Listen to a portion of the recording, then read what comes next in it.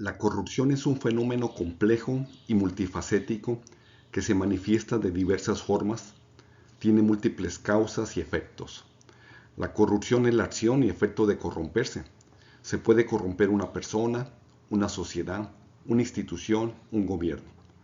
La corrupción en esfera pública son los actos y omisiones de los servidores públicos, que abusan de su poder e influencia, al hacer un mal uso intencional de los recursos financieros y humanos a los que tienen acceso, anticipando sus intereses personales y los de sus allegados, para conseguir una ventaja ilegítima, generalmente de forma oculta. La corrupción tiene un precio para la comunidad, el sufrimiento humano en sus distintas formas: hambre, pobreza, desempleo, inseguridad, falta de medicinas, enfermedad, muerte. Estos sufrimientos se pueden perpetuar y crecer. Existe un tratado internacional de la Organización de las Naciones Unidas con el fin de prevenir y combatir la corrupción, que fue aprobado en octubre del año 2003. Este se denomina Convención de Naciones Unidas contra la Corrupción. En este se señala en su preámbulo que la corrupción es una plaga que tiene un amplio espectro de consecuencias corrosivas para la sociedad. Socava la democracia y el Estado de Derecho, da pie a violaciones de los derechos humanos, distorsiona los mercados, menoscaba la calidad de vida y otras amenazas a la seguridad humana. Este fenómeno, denominado corrupción, afecta a todos los países, grandes, pequeños, ricos y pobres, pero sus efectos son especialmente devastadores en el mundo en desarrollo. La corrupción la podemos clasificar en administrativa, judicial y política. La corrupción administrativa se refiere a la influencia indebida en decisiones burocráticas. Esta corrupción es frecuente, pero de bajo costo, es decir, pequeña. Los ciudadanos frecuentemente caen en actos de corrupción cuando quieren acceder rápidamente a servicios públicos, sin cumplir los procedimientos o presentar la documentación requerida. Se practica comúnmente por los burócratas en ventanilla de los servicios públicos y por los policías cuando detienen a una persona por una infracción de tránsito. La corrupción judicial es la manifestación de sentencias y resoluciones judiciales contrarias a los intereses del derecho y de la justicia. Esta corrupción tiene un alto impacto contra el Estado de Derecho. Se presenta cuando se admiten pruebas violatorias de derechos humanos, cuando se altera el lugar de los hechos producto de la comisión de un delito o se emiten sentencias absolutorias cuando deberían ser condenatorias. La corrupción política implica la manipulación de decisiones políticas y legislativas por intereses ajenos al Estado-nación. Esta corrupción es poco frecuente, pero de alto costo para la sociedad. Cuando se da, es lo que denominamos gran corrupción. Los sujetos que intervienen son los tomadores de decisión, los funcionarios públicos de alto rango, afectando al presupuesto y a las políticas públicas de un ente público. Para que se dé la gran corrupción, se requiere una red de corrupción. Esta red se integra por la cooperación de múltiples actores y de condiciones. Los actores pueden ser determinados funcionarios públicos, empresarios, contadores públicos, abogados, notarios, ciudadanos.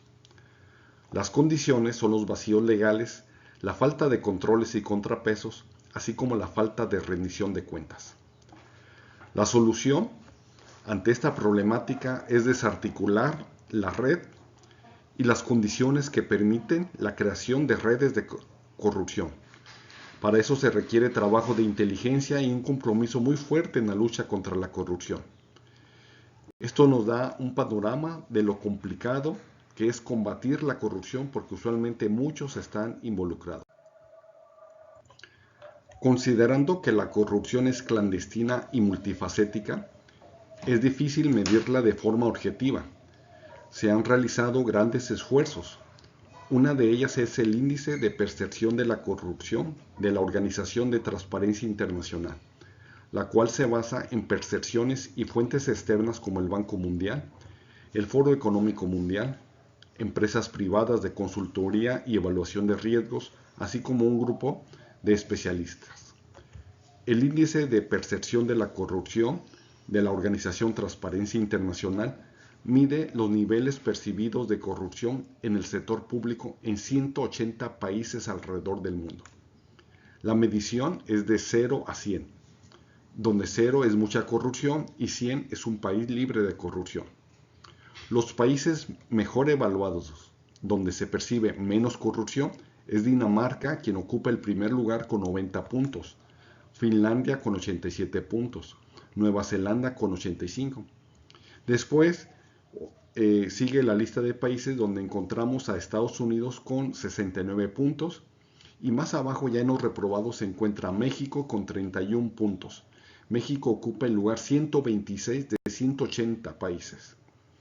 Los países peores evaluados, con instituciones débiles, libertades restringidas y que viven en conflicto son Siria con 13 puntos, Venezuela con 13 puntos, Somalia con 11 puntos. La corrupción es un fenómeno que está presente en todos los países. Ante los hechos de corrupción en todo el mundo, ante tal problemática es necesario sustituir la cultura de la corrupción por la cultura de la integridad. Para combatir la corrupción es necesario desnormalizar la corrupción, para lo cual es preciso asumir la responsabilidad de que las acciones que se realizan tienen consecuencias, que el actuar ciudadano y del gobernante debe hacerse de forma correcta y apegada a derecho. Por eso es relevante la frase de Mahatma Gandhi, quien fue un abogado político y pensador indio, quien señalaba: cuida tus pensamientos porque se convertirán en tus palabras.